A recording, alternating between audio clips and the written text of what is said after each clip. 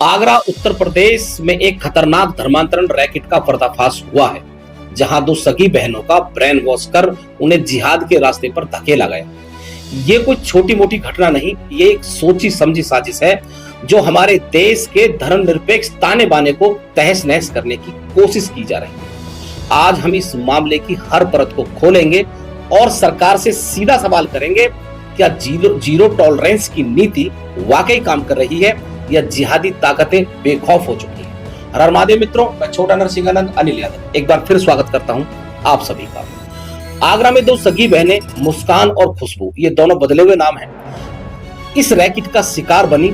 Police ने इस साजिश के मास्टरमाइंड अब्दुल रहमान कुरैशी सहित 11 लोगों को गिरफ्तार किया। इन बहनों का न सिर्फ धर्मांतरण कराया गया, बल्कि उनका इस कदर ब्रेन वॉश किया गया कि छोटी बहन जोया मुजाहिदा बनने को तैयार थी, यानी इस्लाम के लिए अपनी जान देने के लिए तैयार। मित्रों, मैं बता दूं कि जो इस्लामिक जिहादी बनते हैं वो ही मुजाहिद होते हैं, और मुजाहिद का मतलब है इस्लाम के लिए अपनी जान दे देना, मानव बम बनकर फट जाना, यानी कि आत्मघाती हमले के लिए हमेशा तैयार रहना। आप एग्जाम्पल के तौर पर समझ सकते हैं पुलवामा अटैक। इसमें आदिल डार नाम के एक मुजाहिद ने अपनी छाती से बम बांधकर गाड़ी में बारूद भरकर सीधे सेना की बस से टकराया और उसमें हमारे लगभग 45-46 जवान शहीद हो गए।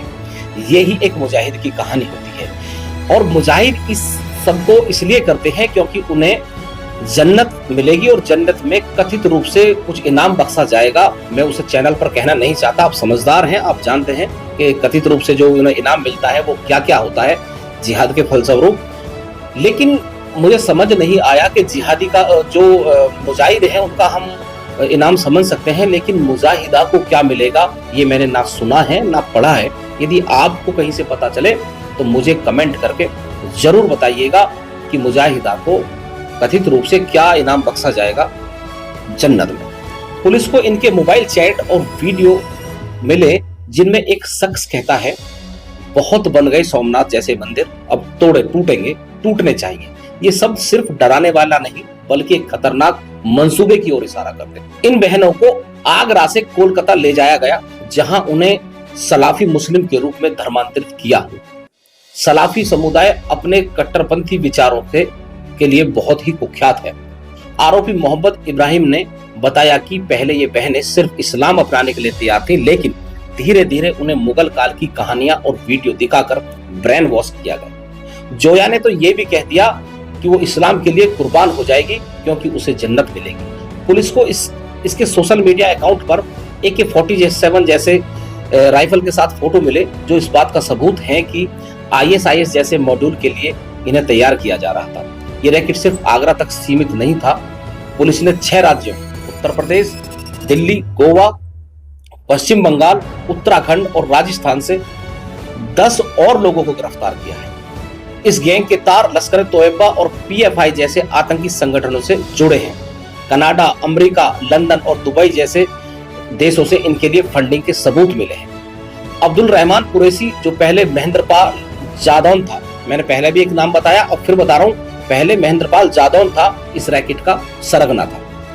वो अपने YouTube चैनल द सनहा और पॉडकास्ट के जरिए हिंदू धर्म के खिलाफ जहर उगलता था और युवतियों का ब्रेन वॉश करता था।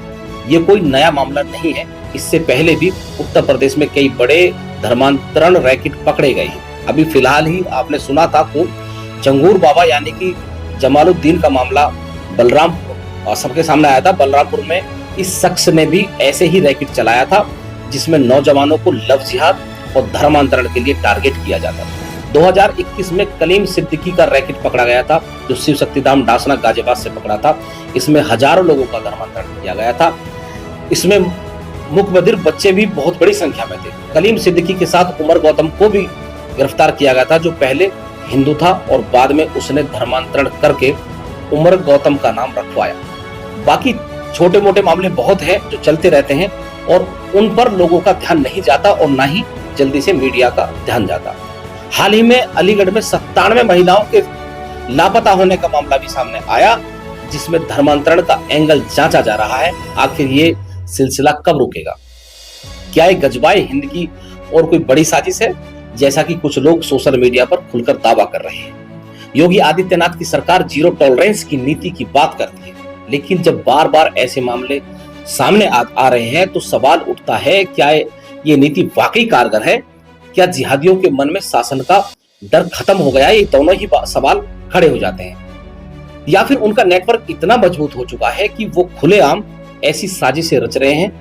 क्या ये बात का संकेत है कि हिंदुस्तान को दारुल इस्लाम बनाने का कोई बड़ा प्लान चल रहा है? ये सारे सवाल हर भारतीय के मन में उठ रहे हैं। जब दो पढ़ी लिखी बहनें जो अपने परिवार के साथ खुश थी, अब इतनी आसानी से ब्रेन वॉश हो सकती हैं, तो आम जो नौजवान हैं हमारे, वो कितने सुरक्षित हैं, ये सोचने वाली बात है। इस सब के बावजूद जो कार्रवाई आप चारों तरफ देख रहे हैं, लगातार प्रशासन और शासन दावा करता है कि हमने धर्मांतरण पर रोक लगा दी है, लेकिन बार बार ये मामले आते हैं और हर बार कुछ ना कुछ एक बड़ा मामला हमारे सामने आ जाता है, धर्मांतरण का या लव जिहाद का। इस सब के बावजूद हमें आगरा पुलिस और कमिश्नर दीपक कुमार को साधुवाद देना होगा, क्योंकि उनकी टीम ने मिशन अस्मिता के तहत एक खतरनाक मुस्लिम बस्ती में तहमंद और कुर्ता पजामा पहनकर, यानी कि उन्हीं की तरह अपना भेष बनाकर खुफिया कैमरों के साथ 48 पुलिस कर्मियों की टीम बनाई। ये टीम 5 दिन तक कोलकाता की उस बस्ती में रही जहां से इन बहनों को रेस्क्यू किया गया और ओसामा अली हसन जैसे आरोपियों को पकड़ा गया। ये हिम्मत और समर्पण हर पुलिस विभाग के लिए मिसाल है और एक नजीर कायम है। मैं सभी देशवासियों से कहना चाहता हूं कि ये वक्त जागने का है। हमें अपने परिवारों, बच्चों और समाज को इन जहरीले विचारों से बचाना होगा। सोशल मीडिया पर नजर रखें, अपने बच्चों और बच्चों के जो दोस्त हैं और उनकी गतिविधियों पर भी ध्यान रखें। ये सिर्फ आगरा की कहानी नहीं, पूरे देश को एक चेतावनी है। हमें मिलकर इस साजिश के खिलाफ लड़ना होगा, वरना ये जहर समाज को, हमारी नस्लों को, हमारी फसलों को खा जाएगा। आगरा पुलिस का एक बार पुनः धन्यवाद और आप सभी से अपील, सजग रहें, सतर्क रहें।